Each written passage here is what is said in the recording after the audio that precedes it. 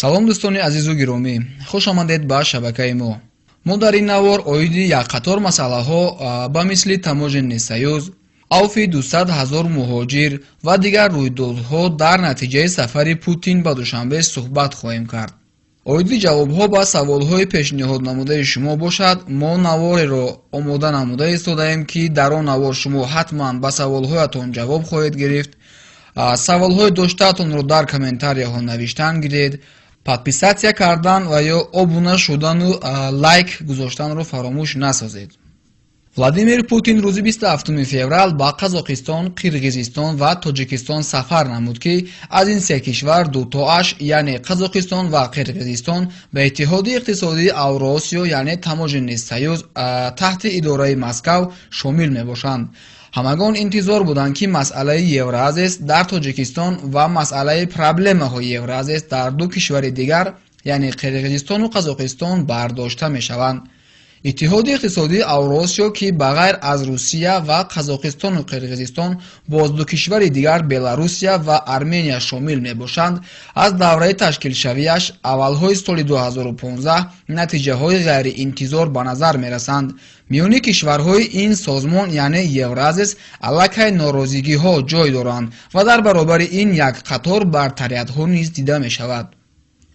барои фаҳмидани он, ки ба давлатҳои Осиёи марказӣ, ки аллакай шомили ин созмон мебошанд, то кадом дараҷа таъсири Евразес мерасад, Радиои Озодӣ як гурӯҳ экспертҳоро, яъне коршиносонро ҷамъ намуд. онҳо дар бораи як қатор тарафҳои хуб ва ҳамчунин тарафҳои бади ин созмон суҳбатҳо карданд. дар суҳбат иштирок доштанд пресс-менеҷери Радиои Озодӣ Муҳаммад Тағир, аз Бишкек иштирок дошт Эдил Байсалов, политический аналитик. иштирокчии дигар эксперти пешбари давлатҳои СНГ аз маркази аналитикии Oxford Analytical дар Лондон Ҷон Маклойд. Радиои Озодии Қазоқистон намояндаи худ Асен Такаевро пешниҳод намуд. идеяи сохтани чунин созмон, яъне Евразес, 20 сол пеш вуҷуд дошт. Президенти Қазоқистон Нурсултон Назарбоев аввалин шуда дар бораи сохтани чунин созмон соли 1994 гуфта буд. акнун Владимир Путин ин идеяро аз соли 2011 дар амал ҷорӣ намуд. 1 январи соли 2015 Россия, Беларусия ва Қазоқистон, ки шомили ин созмон бо номи Таможенни Союз буданд, номи созмонро аз Таможенни Союз ба Евразийский экономический союз иваз карданд. пас аз як рӯз Армения ва моҳи августи ҳамон сол Қирғизистон вориди ин созмон гардид. то ҳол аз шомил шудан ба Евразес кишварҳои аъзо беҳ шудани иқтисодашонро он тавре ки дар нақша буд надида истодаанд. ҷон Маклойд мефаҳмонад, ки сабаби ҳамаи нобарориҳои ин созмон дар бад шудани муносибатҳои Русия бо Ғарб ва поён рафтани экономикаи Русия мебошад. бартарияти муҳоҷирони Қирғизистон. ба назар мерасад, ки шомил шудан ба Евразес ба Қирғизистон як бартарияти бисёр муҳимро овард, қайд намуд Эдил Байсалов. чӣ тавре Байсалов мегӯяд натиҷаҳои хубтарро муҳоҷирони мо ба даст меоранд, ки акнун бо статус аз муҳоҷирони Ӯзбекистон ва Тоҷикистон фарқ доранд. ҳаҷми интиқоли маблағ аз Русия ба Ӯзбекистону Тоҷикистон сол то сол ба поён меравад ва дар Қирғизистон бошад ҳаҷми интиқоли маблағ соли 2016 21% нисбати соли 2015 боло рафтааст. ба ғайр аз ин шумораи муҳоҷирон аз Қирғизистон сол то сол меафзоянд, дар ҳоле ки шумораи муҳоҷирон аз Ӯзбекистону Тоҷикистон сол то сол кам мешаванд. ин фактҳо ва нишондодҳо сабаб мешаванд, ки бисёре аз мардуми Тоҷикистон мехоҳанд, ки Тоҷикистон ҳам ба Евразес шомил шавад. мувофиқи баъзе оморҳо ҳар ҳаштумин шаҳрванди Тоҷикистон дар Русия кор ва фаъолият мекунад. намояндаи Радиои Озодии Қазоқистон Асен Такаева мегӯяд, аз нигоҳи савдо бошад, он ваъдаҳое, ки аз аввал дода буданд, миёни кишварҳои аъзо ҳоло ҳам мисли пештара иҷро карда намешаванд. дар ин созмон, яъне Евразес, Россия ягона партнёре мебошад, ки ҳар чизе хоҳад кардан мегирад. президенти Беларусия Александр Лукашенко ва президенти Қазоқистон Нурсултон Назарбоев аллакай якчанд бор норозигии худро баён карданд дар масъалаи он, ки Русия бо кишварҳои аъзои созмон ҳамсӯҳбат нашуда, аз мо ягон маслиҳат напурсида, ҳамеша қонуну қоидаҳои навро дар Евразес ҷорӣ мекунад. ҳамин масъалаҳоро ба назар гирифта ҷон маклойд мегӯяд, дар ин созмон роли асосиро фақат як экономика бозӣ мекунад, ин ҳам бошад экономикаи Русия. Дигар мушкилотҳо. ҷанҷоли кӯтоҳмуддати миёни Русияву Турсия дар моҳи ноябри соли 2015 ба кишварҳои Евразия низ зарари худро расонид.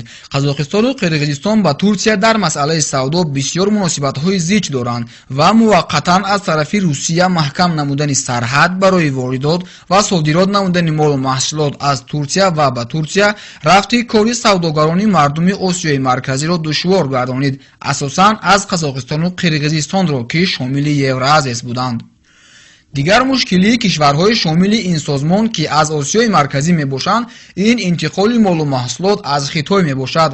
дар масъалаи савдо барои кишварҳои Осиёи марказӣ Хитой яке аз партнёрҳо ва ё яке аз инвесторҳои асосӣ ба ҳисоб меравад. нормативни актҳои Евразия барои Қазоқистону Қирғизистон дар масъалаи савдо мушкилиҳои зиёдро эҷод кардааст, ки наметавонанд мисли пештара озодона ба ин ҳамсояи бояшон муносибатҳо дошта бошанд. сардори клуби аналитикҳои Авроосиё Никита Мендакович мегӯяд, авфи муҳоҷирон мавзӯи асосии вохӯрии сарони давлатҳои Тоҷикистону Русия набуд. онҳо аслан дар масъалаҳои гуманитарӣ, яъне иқтисод ва амният суҳбатҳо карданд. дар ин вохӯрӣ дар душанбе мавзӯи шомил шудани Тоҷикистон ба Евразияро ҳеҷ кас накушод. агар кушода бошад ҳам ин бе иштироки пресса, яъне бе иштироки журналистон. дар ҳамин ҳол коршиносон баронанд, ки Тоҷикистон ба наздикӣ ба ҳар ҳол ба Евразия шомил мешавад. Никита Мендакович мегӯяд, ман боварӣ дорам, ки Тоҷикистон ба наздикӣ ба Евразия шомил мешавад, вале хуб мешуд, ки ин зудтар бошад, чунки шояд аъзоёни ин созмон ба ягон қарор биоянду воридшавии дигар кишварҳоро на он қадар зарур бишуморанд. аз шомил шудан ба Евразия муҳоҷирони меҳнатӣ бурд мекунанд ва эҳтимол меравад, ки иқтисод ва системаи бонкӣ зарар мебинад. профессори Академияи дипломатии Вазорати умури хориҷаи Русия, сариқтисодчии Бонки рушди Авроосиё Ярослав Лисаволик мегӯяд, ин созмон ба Тоҷикистон фоидаи фаврӣ намеорад ва ин масъалаи чандин сол аст. дар моҳи апрели соли 2017 як нишасти калони иқтисодӣ баргузор мегардад, ки намояндагони Тоҷикистон ва Русия лоиҳаҳои муштаракро дар соҳаҳои гуногун муҳокима карданиянд. акнун назари коршиносони тоҷик доир ба натиҷаҳои сафари Путин ба Тоҷикистон. доир ба натиҷаҳои сафари президенти Русия Владимир Путин ба Душанбе, коршиносони тоҷик андешаҳои гуногун доранд. коршиноси масоили муносибатҳои Москву Душанбе, ки ному насабашро намегӯяд, қайд кард, ки дар сафари Путин ба Тоҷикистон ду масъалаи мушкил дар муносибатҳои кишварҳо, якум узвивияти Тоҷикистон ба Иттиҳоди иқтисодии Авроосиё ва дуюм таъмини артиши Тоҷикистон бо аслиҳаву муҳимоти навтарини Русия ҳаллу фасл нашуд. сиёсатмадор ва журналисти тоҷик профессор Иброҳим Усмонов мегӯяд, Душанбе ва Москав дар бораи ду масъала ба созиш расиданд, ки метавон онҳоро муҳим арзёбӣ кард. инҳо масъалаи фароҳам овардани имтиёзҳо барои интиқоли сабзавоту меваи Тоҷикистон ба бозорҳои Русия ва масъалаи марбут ба будубоши муҳоҷирони кории тоҷик дар Русия. Владимир Путин изҳори умедворӣ кард, ки пешниҳоди ҷониби Тоҷикистон дар масъалаи авфи шумори муайяни муҳоҷирони кории тоҷик, ки қаблан аз Русия хориҷ шуда буданд, аз ҷониби ҳукумати Русия дастгирӣ меёбанд, мегӯяд Иброҳим Усмонов. 200 000 муҳоҷир боз метавонанд ба Русия барои кор бираванд, вале коршиносон мегӯянд шояд ба наздикӣ иқтисоди Русия барои қабул намудани ин шумори калони муҳоҷирон тайёр набудани худро нишон бидиҳад. Игор Шувалов гуфт, 200 000 муҳоҷир аз Тоҷикистон боз метавонанд ба Русия бираванд. шояд мақомоти Тоҷикистон мехостанд, ки Путин дар вохӯрӣ дар Душанбе авфи ҳамаи муҳоҷиронро, ки дар рӯйхати сиёҳ ҳастанд, эълон кунад. вале шукр, ҳаминаш ҳам барои Тоҷикистон дастоварди кам нест. мувофиқи баъзе оморҳо қариб 400 000 муҳоҷир аз Тоҷикистон дар рӯйхати сиёҳи Русия қарор доранд ва аз ин миқдор авф намудани 200 000 ин як рӯйдоди хуб аст барои муҳоҷирон, барои оилаҳои онҳо, албатта ки барои Тоҷикистон низ. вале бисёре аз ин муҳоҷироне ҳастанд, ки ба охир расидани муҳлати барояшон муқаррар шуда, манъи вурудашон аллакай кушода шудааст. ин авф намуданҳо танҳо ба он муҳоҷироне дахл дорад ки ба қонуншиканиҳои майда роҳ додаанд.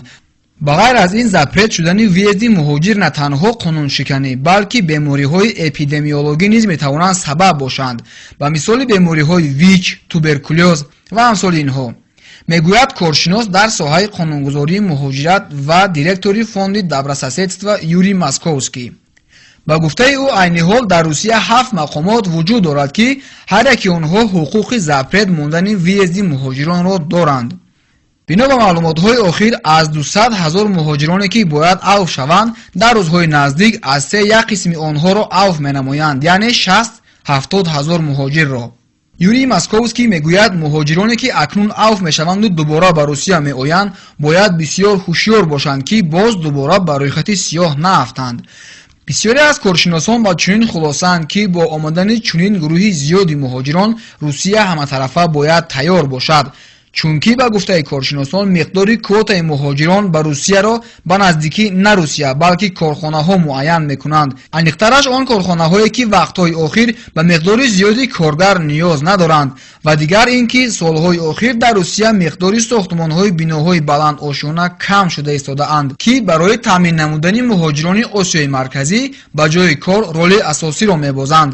агар масъалаи ЖКХ-ро бигӯем, яъне масъалаи тоза нигоҳдории гирду атрофи биноҳою роҳравҳо, ки ин ҳам дарди сари муҳоҷирон аз Осиёи марказӣ аст, дар ин самт низ талабот ба муҳоҷирон сол то сол кам шуда истодааст. ин корхонаҳои коммуналӣ дар шаҳрҳои калон солҳои охир ба оптимизатсия рӯй овардаанд. содатар карда гӯем, агар дар зимистон тоза кардани роҳ аз барф зарур бошад, директори корхонаҳои коммуналӣ афзалтар мешуморанд харидорӣ намудани як трактори барфтозакуниро ва дар он шинонидани як коргари ихтисоснокро, ки иваз менамояд тақрибан 10-15 муҳоҷири бо даст кор мекардагиро. коршиносон мегӯянд чунин ба назар мерасад ки дар 10 солаи охир дар Русия эҳтиёҷ ба муҳоҷирони корӣ кам шавад. ин буд якчанд маълумот оиди таможенни союз ва авфи муҳоҷирон ки мо дастрас намудаву пешниҳоди шумо намудем. мо кӯшиш мекунем ки ин гуна маълумотҳоро бисёртар ба шумо бирасонем. ба шабакаи мо обуна шавед ва бо мо бошед.